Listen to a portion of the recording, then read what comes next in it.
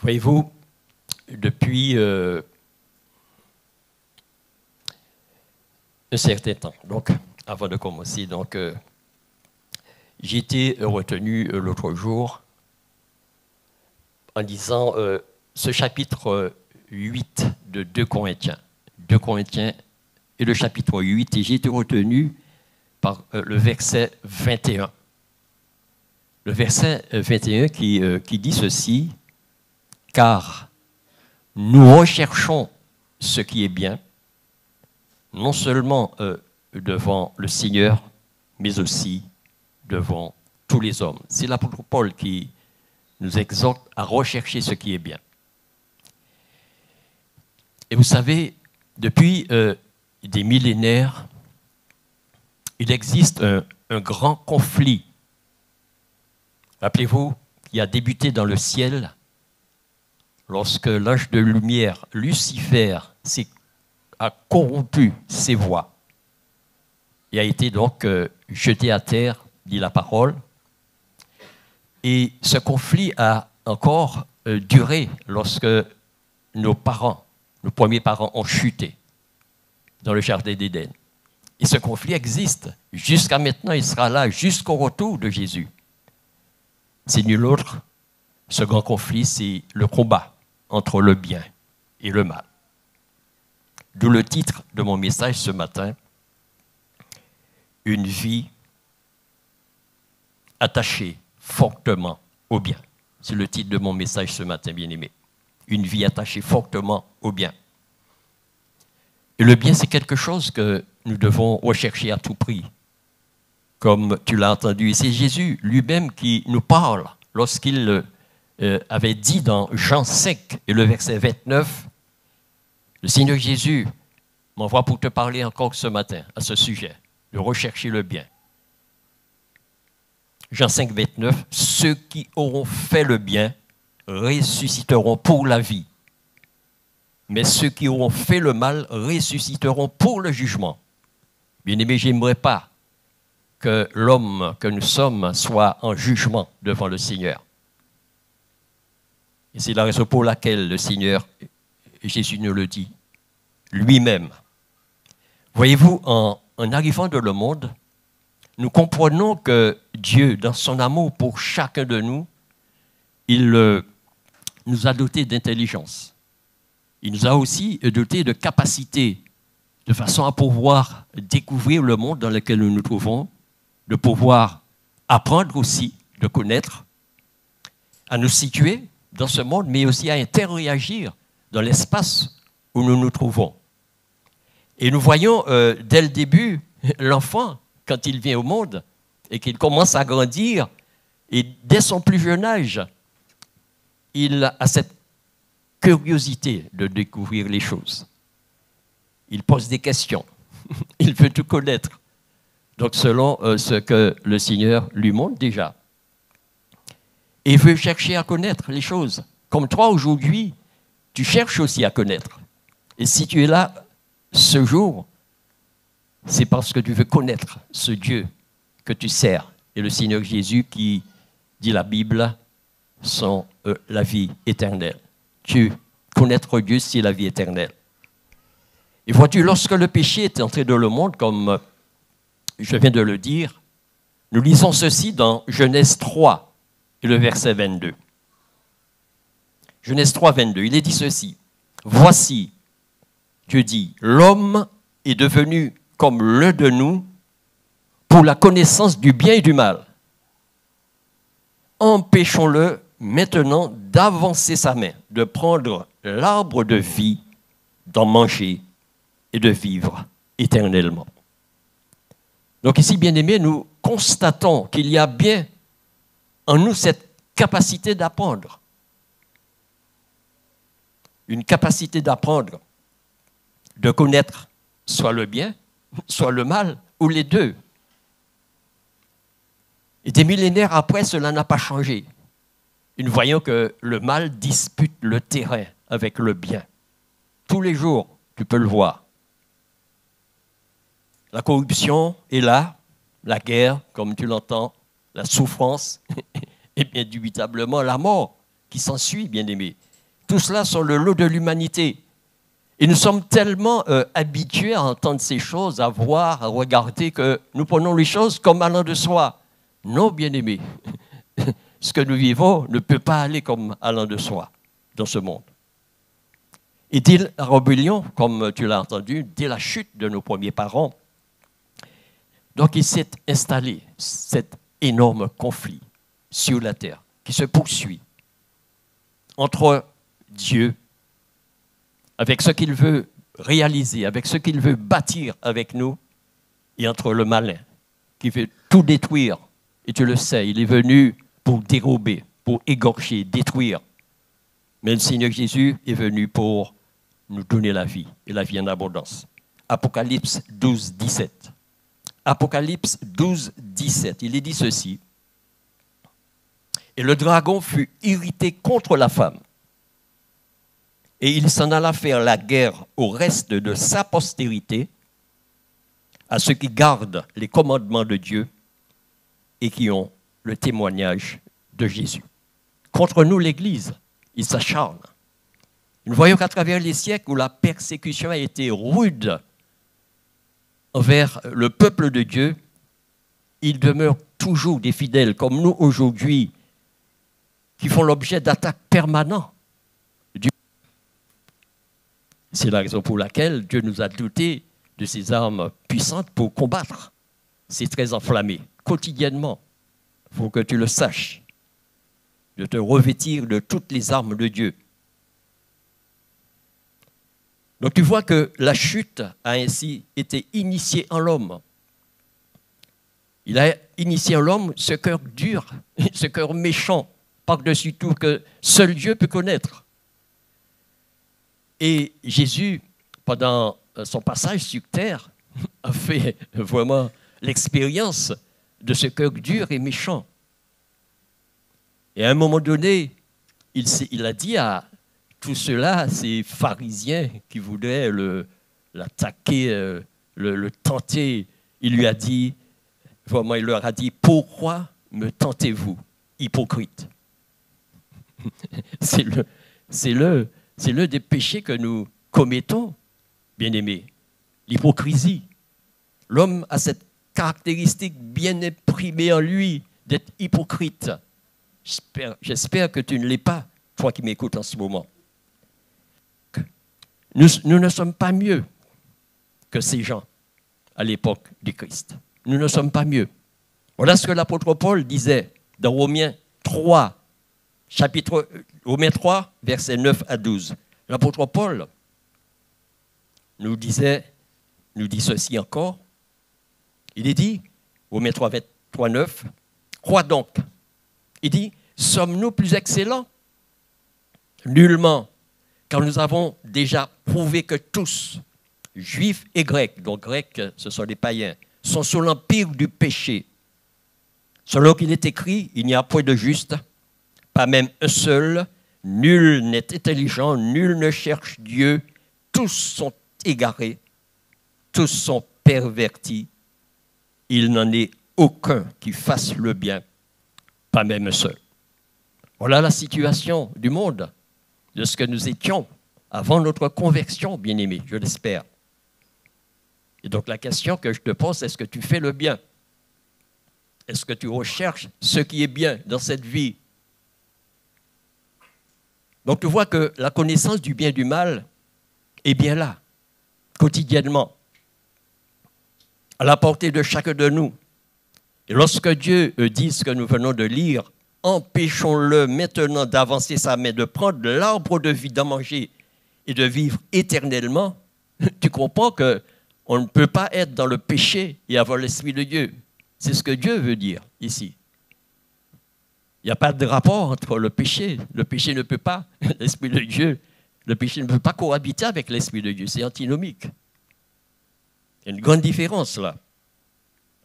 C'est pour te dire que Dieu a voulu montrer dès le début, bien-aimé, dès le début, Dieu a voulu montrer qu'il tenait à dissocier, à mettre vraiment une séparation franche entre le bien et le mal dans la vie de nous, bien-aimés, qui avons accepté le Seigneur Jésus et qui voulons marcher en pratiquant ce qui est bien. Dieu a voulu faire ces choses.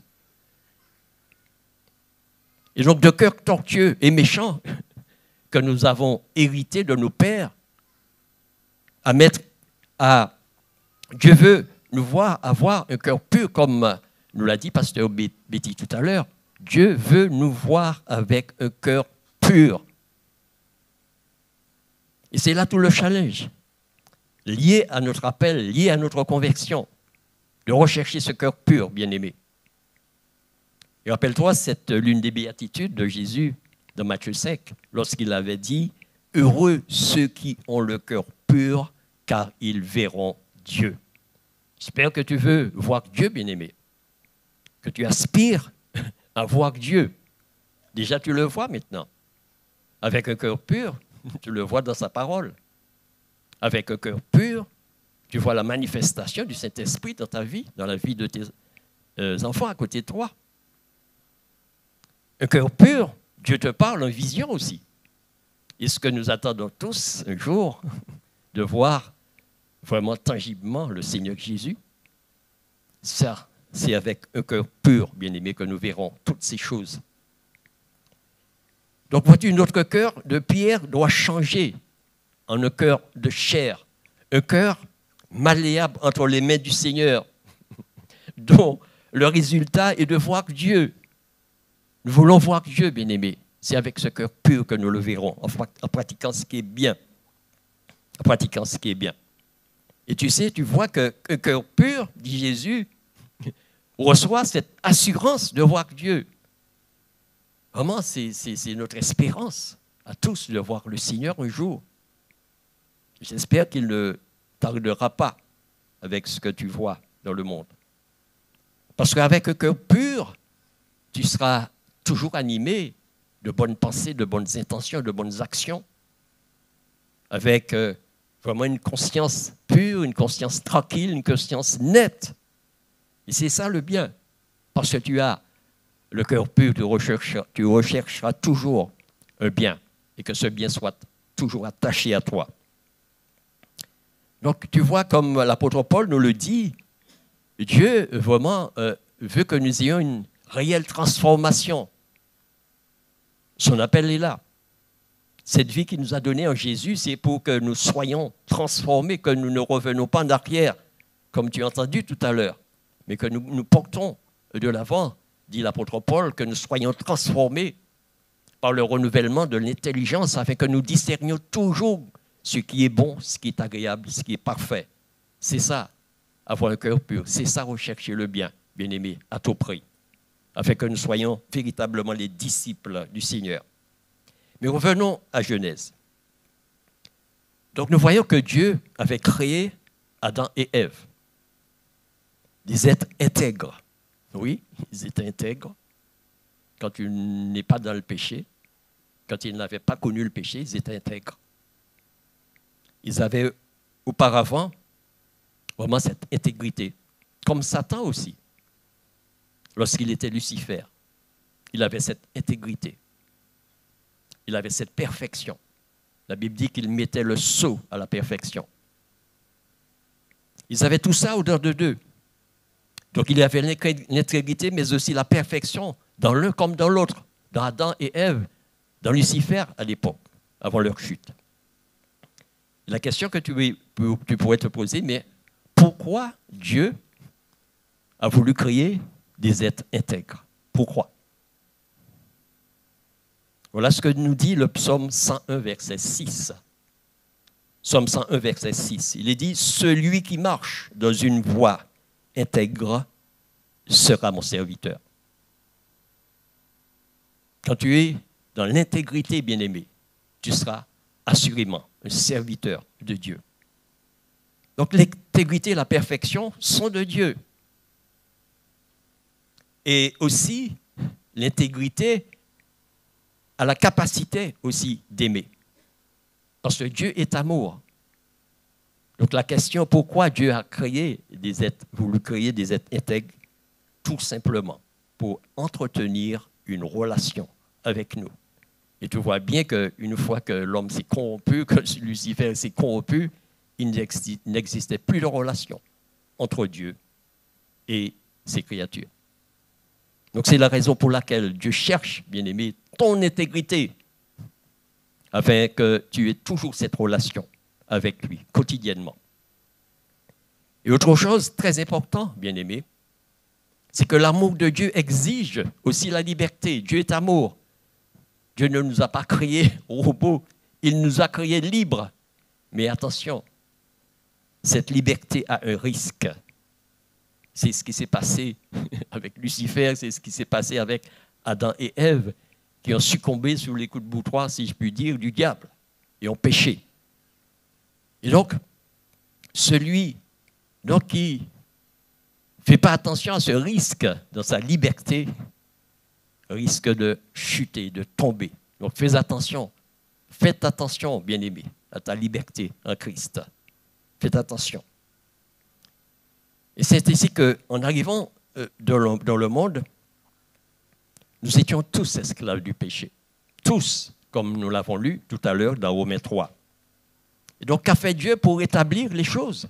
Tout simplement, comme tu as entendu tout à l'heure, Dieu a envoyé Jésus. Dieu a envoyé le Seigneur Jésus pour bien comprendre que nous devons vraiment nous attacher au bien et savoir exactement ce qu'est la vraie liberté. C'est ce que nous dit l'apôtre Paul dans Galates 5 et le verset 1.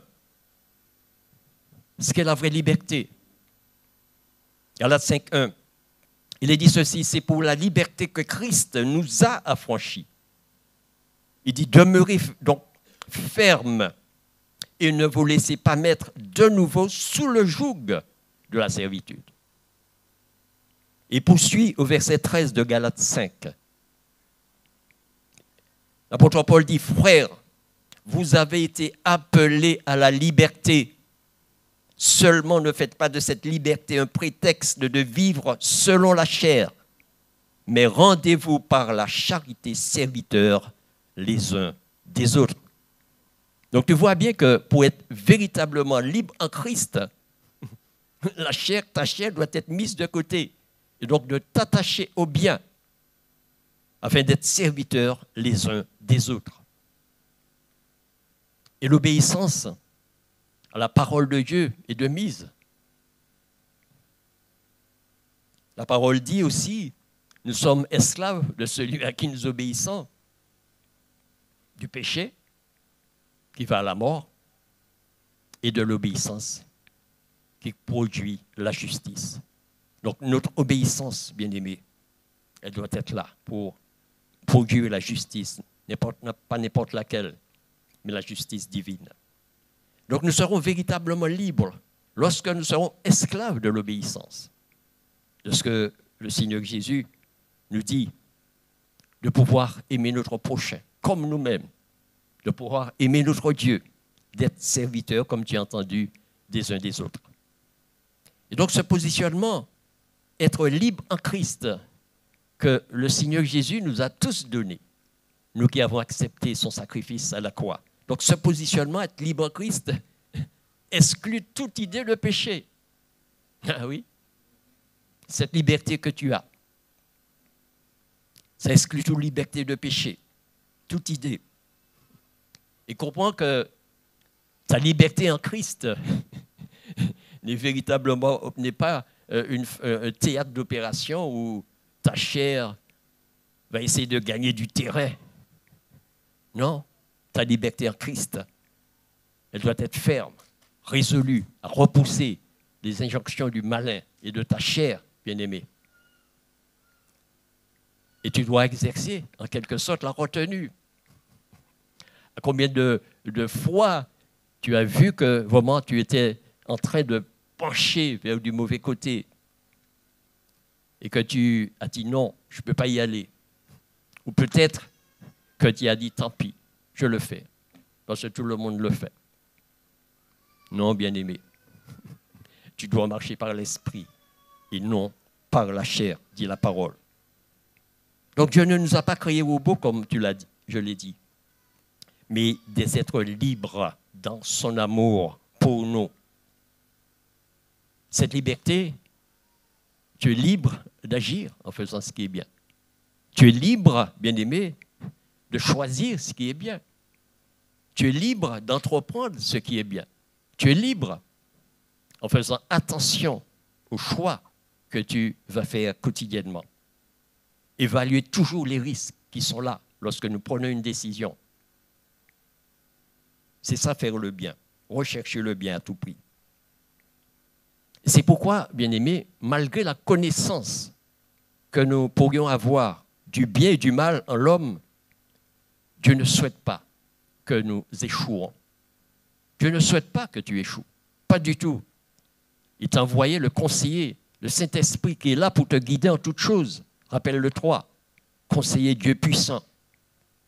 Et Dieu veut en ce sens que nous fassions toujours le bon choix. En ce sens, ce qui est bien. Et faire le bon choix n'est autre que de choisir la vie en Christ. C'est ça le bon choix. Deutéronome 30, verset 15. Deutéronome 30, verset 15, c'est ce que nous disait à l'époque le Seigneur. Il dit, vois, il dit, je mets aujourd'hui devant toi la vie et le bien, la mort et le mal. Et verset 19, choisis la vie afin que tu vives, toi et ta postérité. Comme des recommandations depuis le début, à travers ce que Dieu voulait accomplir à travers vraiment le peuple d'Israël à sa sortie d'Égypte. Donc la vie et le bien comprennent le fait d'aimer l'Éternel. La vie et le bien comprennent le fait de marcher dans ses voies. La vie et le bien comprend le sens d'observer ses commandements. C'est ça, bien-aimé. Accomplir le bien. Pourquoi? Parce que nous serons bénis lorsque nous pratiquons ces choses. Donc Dieu est amour, tu le sais. Dieu est amour. Et il agit envers nous en manifestant son amour en tout temps, comme tu le sais. Donc il n'est pas un Dieu qui est là pour nous contraindre, à l'obliger à faire quoi que ce soit, ni avoir aussi un sentiment de peur. Non, Dieu, nous devons craindre Dieu, mais pas avoir peur de Dieu. Ceux qui ont peur de Dieu, ce sont ceux qui n'ont pas la connaissance de la vérité et dont la Bible dit qu'ils vont périr. C'est ça la peur, ceux qui vont périr. Mais nous ne pouvons pas avoir peur, bien-aimés. Et l'apôtre Jean nous dit ceci dans 1 Jean 4 et le verset 16. 1 Jean 4 et le verset 16. Il dit, et nous sommes compris dedans. Et nous avons connu l'amour que Dieu a pour nous. Et nous y avons cru. Il est dit, Dieu est amour. Celui qui demeure dans l'amour demeure en Dieu et Dieu demeure en lui. Comme à l'époque, nous avons cru. Nous avons cru en Dieu. Et c'est ce qu'il y a de bien, de croire en ce que le Seigneur Jésus a accompli pour nous à la croix, afin d'aimer aussi en retour. La Bible dit que Dieu nous a aimés avant toute chose. C'est lui qui nous a aimés, afin qu'aujourd'hui nous puissions l'aimer en retour. C'est tout le travail que nous devons accomplir, aimer notre ennemi, aimer notre prochain. C'est ça, être disciple du Seigneur. Donc tu comprends que le bien et le mal, jusqu'à maintenant, agissent conjointement, jusqu'à maintenant. Et depuis ces dernières années, avec tout ce que nous avons connu, peut-être moi, peut-être toi, nous avons j'ai l'impression que le mal gagne du terrain sur le bien. On a cette impression depuis quelques années. Le bien est quelque peu galvaudé par certains. Pire encore, il y a une inversion des valeurs au sujet du bien et du mal. Et tu dois le voir, tu dois l'entendre. Tout ce qui est appelé bien est maintenant mal. Et ce qui est mal est devenu bien. Il n'y a qu'à voir toutes ces lois injustes, absurdes, iniques, qui sont votées par ceux que toi peut-être tu as élus. Ésaïe avait bien prophétisé en ce sens, bien-aimé, dans Ésaïe 5 et le verset 20 à 21. Ésaïe 5, je prends ma parole, 5 à 21.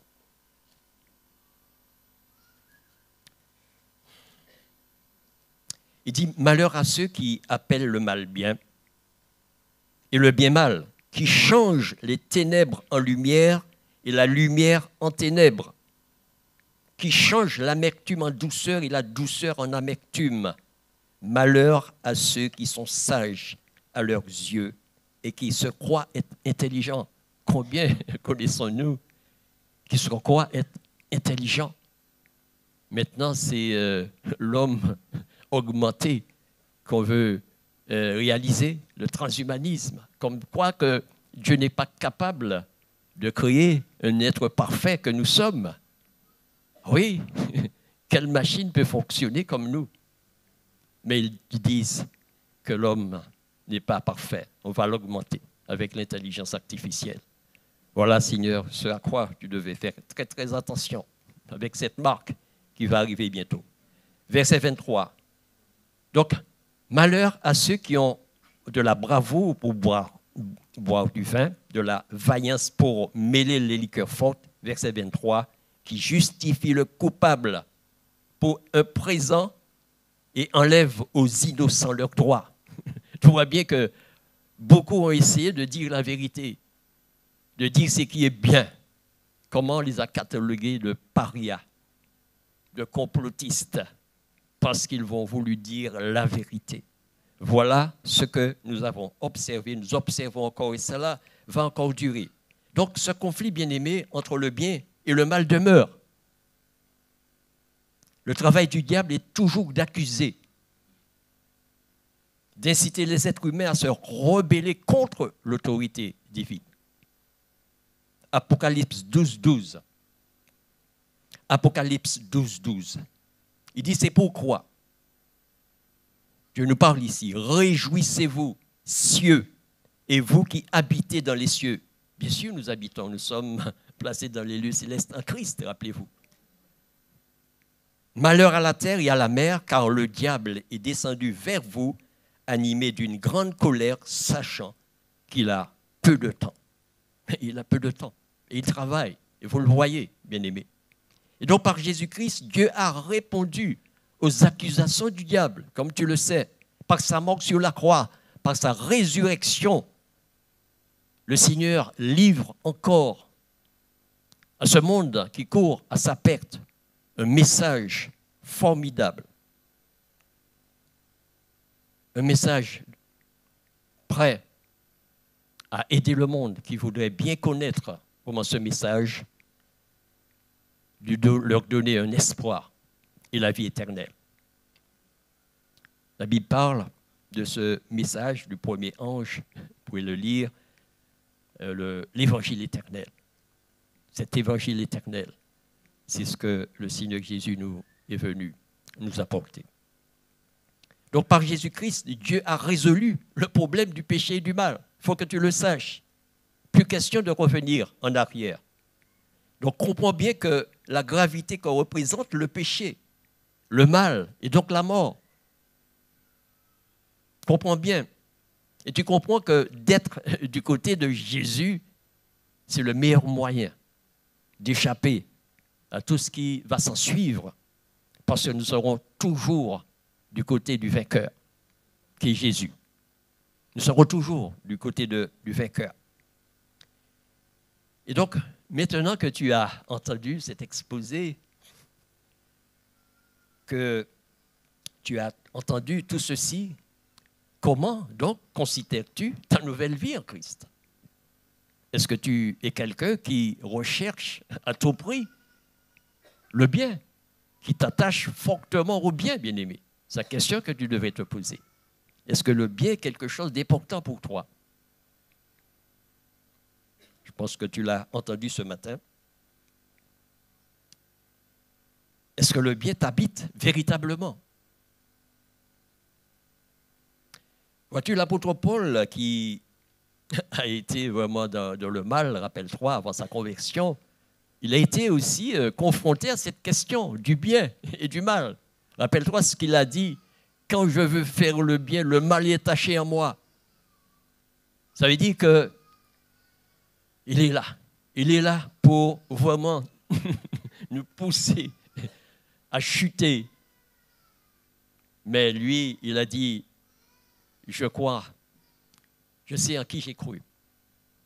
Et celui en qui j'ai cru me fortifie. Donc, bien-aimé, le Seigneur Jésus, quand tu te trouves vraiment sur la corde raide, tu ne sais pas de quel côté pencher, du bien ou du mal, fais de façon à te pencher vers le bien et à faire comme l'apôtre Paul, à résister et dire vraiment, par Jésus-Christ, c'est avec lui que je vais pouvoir réussir.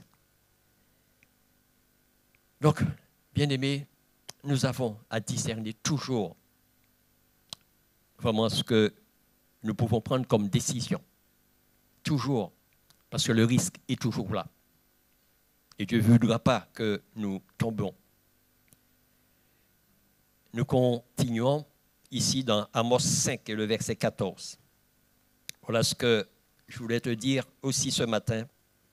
Amos 5, 14 à 15. Il dit: recherchez le bien et non le mal, afin que vous viviez. Et qu'ainsi l'Éternel, le Dieu des armées, soit avec vous, comme vous le dites. Haïssez le mal, aimez le bien, faites régner à la porte la justice. Oui, faisons régner la justice, bien-aimés. Recherchons le bien. C'est une question de vie et peut-être de mort pour celui qui ne s'y adonne pas. Et donc, pratiquer le bien, comme tu le vois, relève de la justice de Dieu. Dieu veut que tu sois juste. Pas notre propre justice, mais la tienne. Celle qui s'obtient par la foi en Christ. Et tous nous avons la foi, nous qui sommes là ce matin. Donc, notre modèle, bien-aimé, est toujours le Seigneur Jésus, rappelle-toi, qui ne s'est pas lassé de faire le bien. Partout où il allait, il guérissait les malades, il ressuscitait aussi, il délivrait les puissances occultes. Mais aussi, il avait été confronté à de farouches attaques de la part de ses adversaires, les pharisiens, qui cherchaient toujours à le condamner. Et il a voulu leur répondre à une question que je te soumets ce matin. Avant-dernier passage des Écritures, Marc 3, versets 1 à 6. Marc 3, versets 1 à 6. Il dit: Jésus entra de nouveau dans la synagogue, et puis il dit: s'y trouvait un homme qui avait la main sèche. Ils observaient Jésus pour voir s'il le guérirait le jour du sabbat. C'était afin de pouvoir l'accuser. Puis il leur dit, question de Jésus, est-il permis le jour du sabbat de faire le bien ou de faire le mal? De sauver une personne ou de la tuer? Mais ils gardèrent le silence. Alors, promenant ses regards sur eux avec indignation et en même temps affligé de l'endurcissement de leur cœur, il dit à l'homme: étends ta main. Il l'étendit et sa main fut guérie. Les pharisiens sortirent et aussitôt ils se consultèrent avec les Hérodiens sur les moyens de le faire périr. C'est ça. Nous vivons ça à ce moment. Tu veux faire le bien, on t'accuse. Tu veux dire la vérité, non. Tu vas à l'encontre de la doxa. Donc, de nos jours, bien-aimés, tu comprends que faire du bien, Dieu dit bien, dire la vérité, agir à l'opposé de ce qui se passe dans le monde. Tu t'exposes. Tu t'exposes aujourd'hui.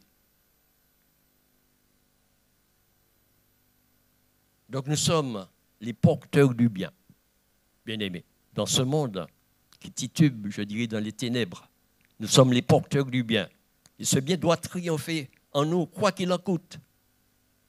Je voulais te dire, agissons avec amour, empreint de sagesse, empreint de justice, de vérité.